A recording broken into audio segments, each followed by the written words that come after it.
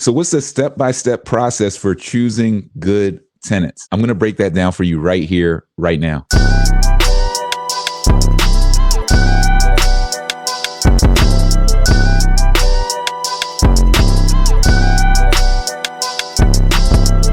son, where'd you find this?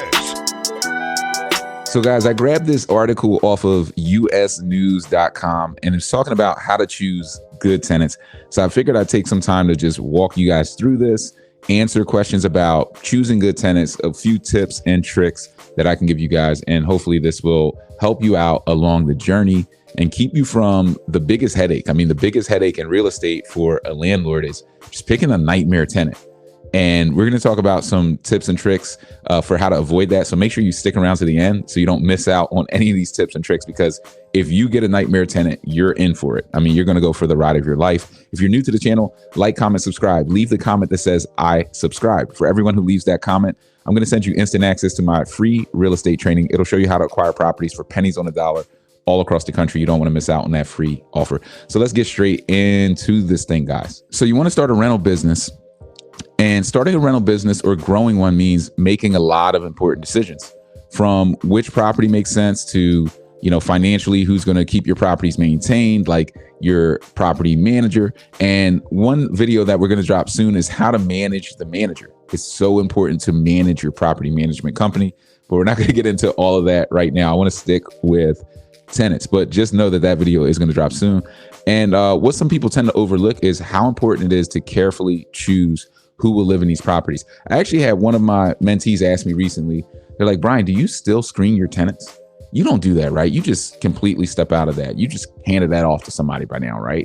You've done hundreds of deals. And I'm like, look, the most important thing, the last thing that I'm going to hand off completely in its entirety. And there are checks and balances. There are people kind of running the show there, but everything has to feed up to me. I need to be that final check and balance on who gets keys to a property.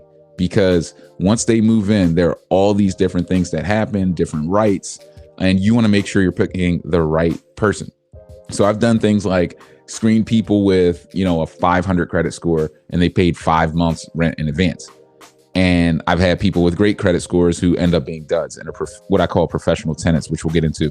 So the question that I get then is like, well, how do you screen? And we're going to talk about some of the screening tips and tricks here. So why do good tenants matter? Well, if you've considered buying a rental property, or you've had a few, or you'd like to take over your own property management company, one of the most important skills you can learn is how to choose good people. Underwriting people is everything. As a new investor or landlord, initial tenant selection is critical to success. It instills confidence in one's decision to invest in rental properties. It provides stability in the financials. It sets the stage for future dealings. A bad first experience as a landlord can leave one jaded and unwilling to go through the process again. So picking good tenants in your first couple of deals is actually crucial to success, because if you pick really bad people, like most of us do, especially if we're running out without any mentorship and just learning from the school of hard knocks, you put a bad person in your property. You think this is like the heart business. So you go out and pick somebody that you resonate with, and their financials aren't great, but they have a good story. And then they burn you. I mean, they're going to park in that property. You're going to have, a 6 to 8 month process to get them out. And you're just going to be completely jaded on the process. You're going to say, look, being a landlord, it's not for me. Maybe I'll flip, maybe I'll wholesale, but I can't do this. And if you don't learn how to get into this side of the business, which is the long-term monetization side, it's really hard to break free from the 9 to 5. I mean, you could flip your way out of the 9 to 5 if you're hitting, 30, 40, $50,000 flips and you build up a pipeline. But there's nothing like that set it and forget it money, getting paid over and over again for what you did, for building a property, not for what you're doing. And the way to get paid over and over again is to pick good people. So let's talk about some of the strategies for choosing good tenants. So according to Jesse Lang, the owner at Unlocked, the qualifications we look for in a resident are broken down by quantitative and qualitative tendencies. So they want to look at this tenant from two different angles. They want to underwrite the financials, and that's what we should be doing, right? You should get one of these credit reporting agencies, and you want to do background checks, make sure they don't have this huge criminal history. I have had some issues with tenants with big criminal backgrounds, criminal histories. I've had tenants end up on the news, like literally, and become like fugitives, like crazy stories that I'll tell you guys about another time. But you also want to look for qualitative skills that the tenant will have. And let's get into the difference between these two things. So some of the quantitative is like a history of long tenancy at previous addresses. Knowing that your tenant is in the habit of staying around for a while means that you won't have to keep searching for new tenants or fixing normal wear and tear that's caused by people moving frequently. Now, I'm going to challenge this one, right? Because what I found is, let's say I'm renting to somebody who's in their 20s, their mid 20s. My biggest concern is going to be affordability. Can they afford the property? Are they going to be able to keep up with the rent? Do they have experience on just dealing with the property when things break? How do they communicate? So, and we'll talk about good communication. It's actually, as you guys can see, good communication is up next. But how they communicate, are they easy to deal with? And I'm going to test them a little bit before I even move them in. Just, can they text well? Are they pleasant? Are they easy to communicate with? Because if they're not easy to talk to when you're dealing with them before they even move in, when anything goes wrong, they're going to be a nightmare. And you need good communication above all. It's almost better than credit score. But what I found is if I'm renting to somebody like 50, I'm actually looking and saying, are they a professional tenant? Because they've rented for so long. If they know how to run a game, if they know how to play the game with the system and file different motions to postpone evictions and to appeal and to do all of these different things that will make it difficult for them to get out, you don't want to deal with professional tenants. And there's different ways to screen for professional tenants that I break down in the 100 Keys Masterclass, my VIP mentorship program. So I break down all of those ninja techniques for how to look out for these things and kind of dig through court records and what you're looking for and how to see if they filed appeals and all these different things. But you want to be careful with long rental histories because you could be dealing with a professional tenant. But it also, on the flip side, could be somebody who's just used to dealing with properties and can communicate well. So you just have to understand it's a mixed bag there. But with a newer person, a younger person, your biggest concern is going to be, can they keep up with the rent? Have they done this before? There's also similar expectations about your responsibilities. Too often, repair responsibilities are left vaguely defined in the lease contracts. That's why it's so important to talk to a tenant about what they should expect. Should you be fixing it in the rental unit? Are they going to fix it?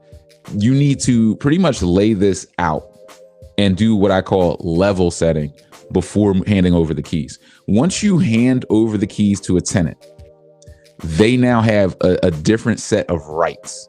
So they have ownership rights to a degree within that property. They have what is called possession of that property. So when you buy a property, you get the mortgage agreement.